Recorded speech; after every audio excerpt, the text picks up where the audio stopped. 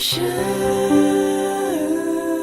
Ako na lang sana ang kaharap mo sa altar, sabay manumpa sa may kapal.